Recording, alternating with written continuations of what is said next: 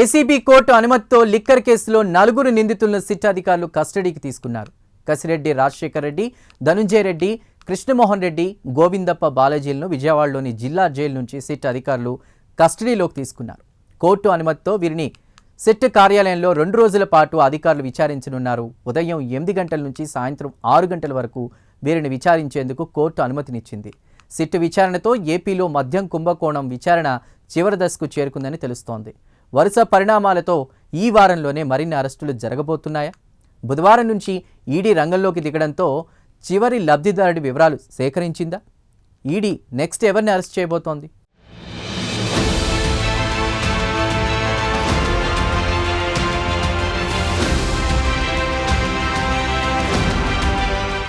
గత ప్రభుత్వంలో అవినీతికి పాల్పడిన వారిని వదిలేది లేదని కుండబద్దలు కొట్టేశారు సీఎం చంద్రబాబు. కడపలో మహానాడు ప్రారంభోత్సవ స్పీచ్లో ఇదే విషయాన్ని వెల్లడించారు. ముందు వెనుక ఉండొచ్చు కానీ ఊచలు లెక్కబెట్టడం ఖాయమని సంకేతాలిచ్చారు సీఎం. చంద్రబాబు స్టేట్మెంట్ ఇచ్చిన కొద్ది గంటలకే లిక్కర్ కేసులో ఈడీ ఎంటర్ అయింది. బుధవారం సిట్ అధికారులతో సమావేశమయ్యారు. వారి నుంచి కీలకమైన వివరాలు తీసుకున్నారు. ఆర్థిక లావాదేవీలు, అక్రమాలు జరిగిన తీరుపై చర్చించారు. ముడుపులు సేకరించిన దగ్గర నుంచి వాటిని మళ్లించడం వరకు జరిగిన కీలక వివరాలు ఈడీకి వివరించారు.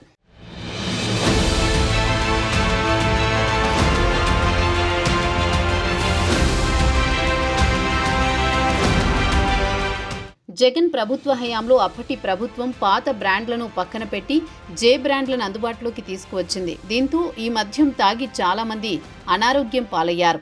వందల మంది మరణించారు. మద్యం విక్రయాలన్నీ ఆన్లైన్లో కాకుండా నగదు రూపంలో జరిగాయి. ఈ నేపథ్యంలో మద్యం తయారీ, విక్రయాలపై ఆరోపణలు వెల్లువెత్తాయి.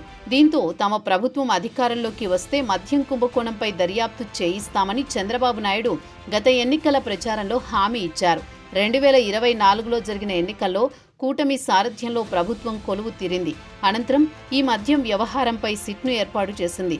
అందులో భాగంగా దర్యాప్తు చేపట్టిన సిట్ ఇప్పటికే ఈ కుంభకోణంలో పలు కీలక విషయాలను రాబట్టింది. మరిన్ని విషయాలను వీరి నుంచి రాబట్టేందుకు సిట్ అధికారులు ప్రయత్నిస్తుండగా తాజాగా ఈడీ ఎంటర్ అయింది.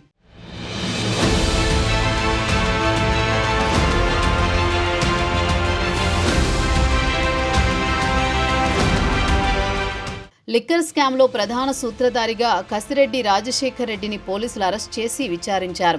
కసిరెడ్డి వాంగ్మూలం ఆధారంగా రిటైర్డ్ ఐఏఎస్ అధికారి ధనుంజయ రెడ్డి, మాజీ CM YS Jagan, OSD Krishnamohan రెడ్డితో పాటు బాలాజీ గోవిందప్పను పోలీసులు అరెస్ట్ చేశారు.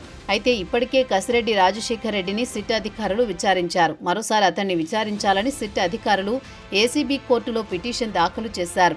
ఈ క్రమంలో అతన్ని 3 రోజుల పాటు విచారించేందుకు అనుమతి ఇవ్వాలని ఆ పిటిషన్లో కోర్టును కోరారు. అలాగే మిగిలిన 3 నిందితులను సైతం తాము విచారించాలని, అందుకు 7 రోజులు అనుమతి ఇవ్వాలంటూ సిట్ అధికారులు ఏసీబీ కోర్టును కోరారు. అందుకు సంబంధించి కోర్టులో వాదోపవాదాలు సోమవారమే పూర్తయ్యాయి. ఈ కేసులో తీర్పును గురువారానికి వాయిదా వేసింది. దీంతో వీరిని సిట్ అధికారులు విచారణకు అనుమతిస్తూ ఏసీబీ కోర్టు ఆదేశాలిచ్చింది.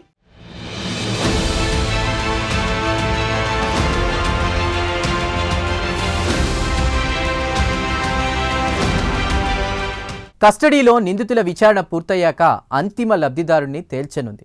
ఆ వెంటనే అరెస్టులుంటాయని అంటున్నారు. రాజ్ కసిరెడ్డిని విజయవాడ జైల్లోనే విచారిస్తున్నారు ఈడీ అధికారులు. ఈడీ దర్యాప్తులో కసిరెడ్డి ఇచ్చే సమాచారం కీలకం కానుంది. ఈ కేసులో ఈడీ టీం విజయవాడకు వచ్చిందన్న విషయం తెలియగానే వైసీపీలో అలజడి మొదలైంది.